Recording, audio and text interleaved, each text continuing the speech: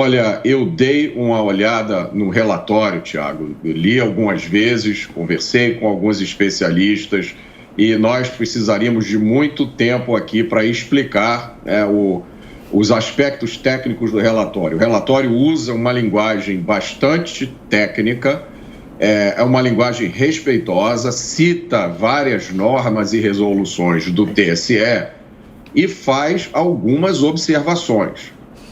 As opiniões sobre essas observações variam. Há quem leia essas observações e as classifique como preocupantes ou até alarmantes. Há quem leia essas observações e diga que elas não apontam nenhuma evidência concreta de problema algum. O fato é que essas observações elas se dividem em dois grupos. O primeiro grupo é de restrições que foram feitas ao trabalho dos técnicos. E aí você depende da opinião dos técnicos sobre se essas restrições interferiram no trabalho e até que ponto interferiram. E o segundo grupo de observações diz respeito a possíveis vulnerabilidades do sistema que precisariam ser explicadas. E aí o ofício do Ministério da Defesa sugere a criação urgente de uma comissão de técnicos para examinar especificamente dois pontos. Então, esse é o relatório do Ministério da Defesa. Ô Diogo, a entrega finalmente do relatório pode virar a página em alguma discussão ou ainda não? Pode sim, Adriana. Bom dia, Adriana, Thiago, Mota, deputado, bom dia a todos que nos acompanham. Olha, esse relatório das Forças Armadas sobre as urnas, sobre o processo eleitoral, é um banho de água fria sobre os apoiadores do Bolsonaro que achavam que viria alguma coisa contundente, algo que confirmasse, né, as expectativas dessas pessoas de que realmente tem havido fraude e que, portanto, poderia ser possível reverter o resultado das urnas, o resultado das eleições. Não é o que o relatório traz. O relatório confirma, assim como outros que já foram feitos, outras fiscalizações de outras entidades, que o processo eleitoral foi limpo, que o resultado das urnas é aquele que foi expresso pela vontade popular nos votos e, portanto, não há fraude, não há provas, indícios de fraude, nada que justifique uma mudança de rumo nesse sentido.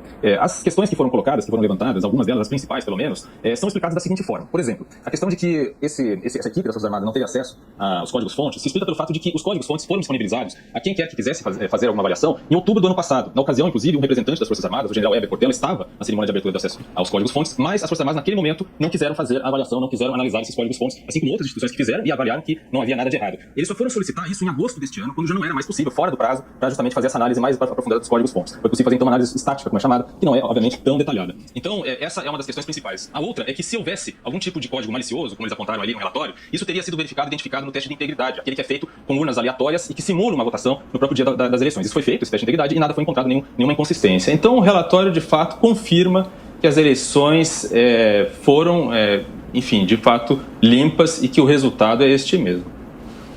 Deputado, antes do seu comentário, o Mota pede para fazer uma ponderação. Sim. Mota? Desculpe, nós vamos precisar de mais tempo, porque agora nós vamos ter que entrar nos detalhes. Não é a primeira vez que um comentarista que não entende nada do assunto de tecnologia fala besteira. Então eu agora fico na obrigação de corrigir. Eu li o relatório inteiro, eu tenho décadas de experiência em tecnologia. O que o relatório aponta... Primeiro, logo no início, a defesa diz que não entra em questão de crime eleitoral, qualquer problema com erros durante a votação. Então, isso está escrito de cara no ofício. Então, dizer que o relatório não aponta indícios de crime, não é esse o objetivo.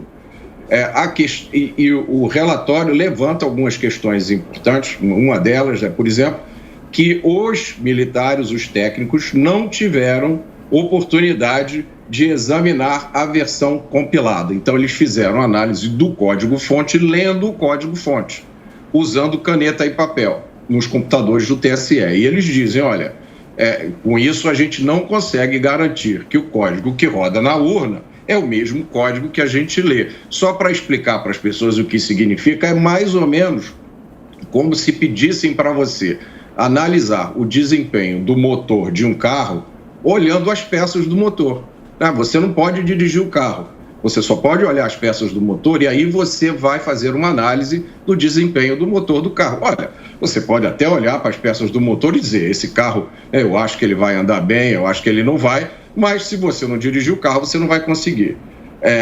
A outra coisa é que eles não tiveram acesso, isso está no relatório, estou lendo o que está no relatório. eles não tiveram acesso a bibliotecas de software desenvolvidas por terceiros, o que significa que tem uma parte do código sendo executado ao qual eles não tiveram acesso. Então, essa é uma observação claríssima, né?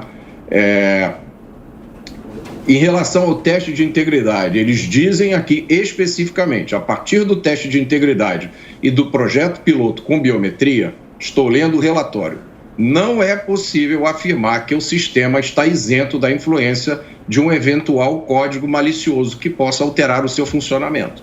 Assim, mais claro do que isso, né? E eles recomendam a criação urgente de uma comissão de técnicos para esclarecer duas questões.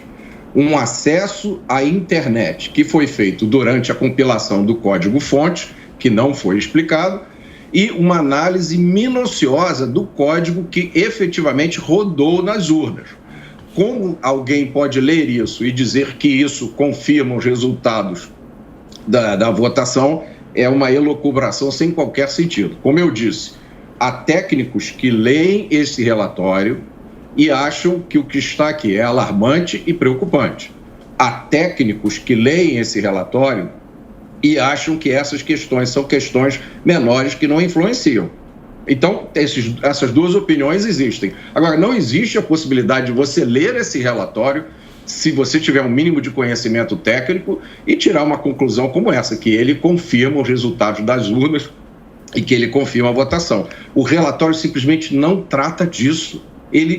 O ofício do ministro da Defesa diz logo no começo, ele não vai se ocupar com essa questão. Por isso, ele sugere a criação de uma comissão, é simples assim.